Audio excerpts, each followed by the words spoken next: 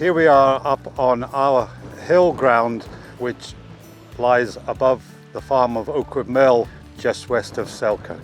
We've 100 hectares in by, and with 110 hectares of this rough hill ground.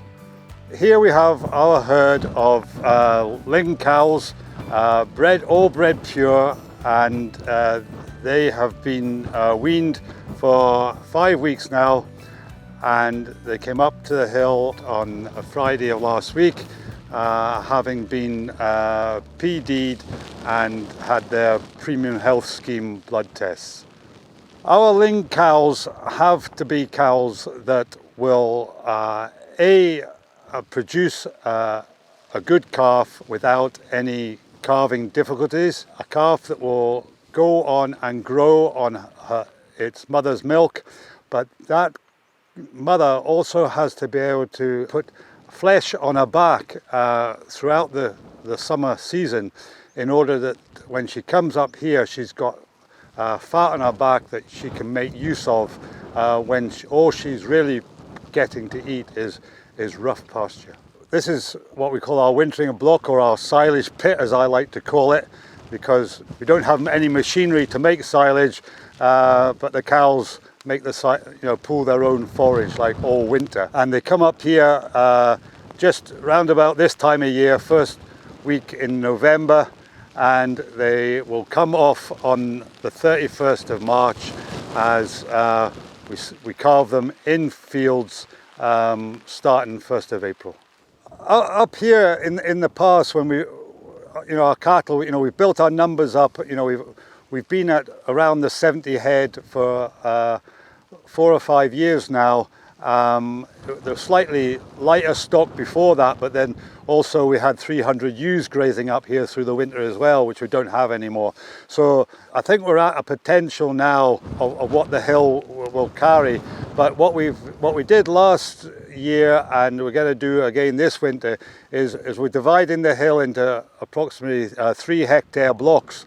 And the cows are going over those 3 hectare blocks on a sort of 4-day shift. And this is really to put a wee bit more pressure on the worst bits of the hill, to try and get better grasses growing, because the worst bits are the bits that the cows don't often graze, through the winter if they had the whole expanse at once. So trying to put pressure on the worst bits to improve them, and also keep the better bits of the hill, so coming up to calving, the cows are getting the better bite before they calve. What we're trying to do is to get them to eat the worst first, and save the sweeties for when they need the sweeties.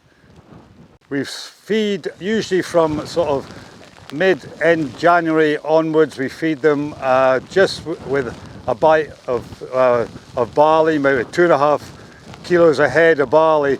But really that's just to give them energy to break down the amount of roughage that they're eating. This will be the 26th year that we've wintered up here, and in the previous 25 years we've only fed 50 bales of hay over the 25 years, and 30 of those bales were in the 2018, the Beast from the East. The difficulty from the Beast from the East snowstorm and snowstorms that we've had previous to that was, once the snow was on the ground, the snow, it became frosty and the snow went rock hard, and the cows are finding it difficult to nudge through to get greenery underneath. Whereas in other years I've seen snow lie up here from middle of December to the middle of March, and the cows not take any hurt at all, because it's been soft snow, and they'd be able to nuzzle their way through to the forage below. The first a lot of advice you'd have to give is that you have to have cows that can rear a calf through the summer months, but can also put flesh on its back, so it's got flesh on its back to make use of when it comes up onto this type of deferred grazing.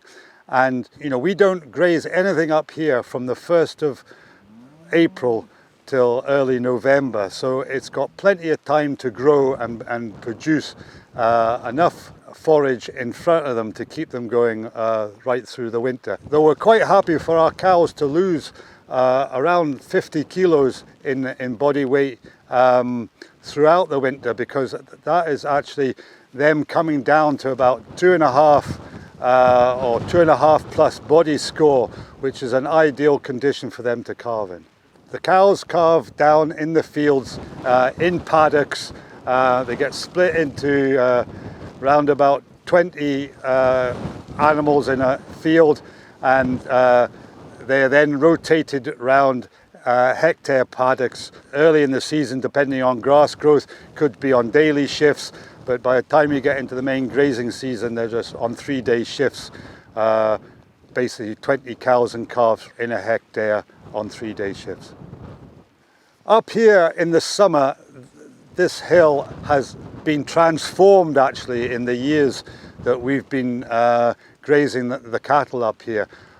When I first came to look over the farm, before we fortunately got the tenancy of it, this ground was grazed by cows and calves all summer.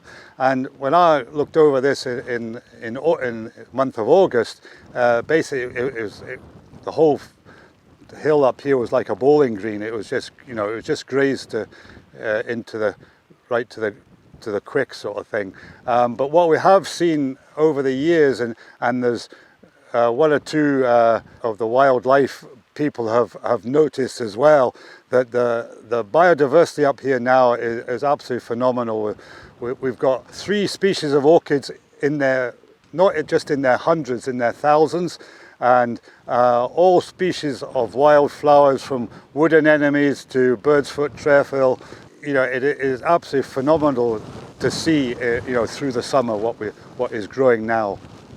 Deferred grazing through the summer months is something we've just started to do this last year, and in fact it was a good job that we did defer about 8 hectares in the middle of May, because we needed it for cows when grass started to burn off in July and early August. So it really did save us at that time. And there are people now that are deferring grass through the summer and dropping bales into it so they can bale graze. Their stock are getting a bite of grass and some hay or silage, whichever they've got made. And it's certainly something that can work on an in-buy system. The system that we have, I believe, is probably the only suckler cow system that is going to survive going forward, because we couldn't afford to put these cows inside and have machinery to make silage, to bring straw in, to bed them, and then you've got all the mucking out and everything else. Whereas these cows, they live on forage all the year round, and they're not taking a lot of upkeep. The cows up here, if we take the rent into account and any supplementary feeding, our cows are costing us less than £100 a head for the winter.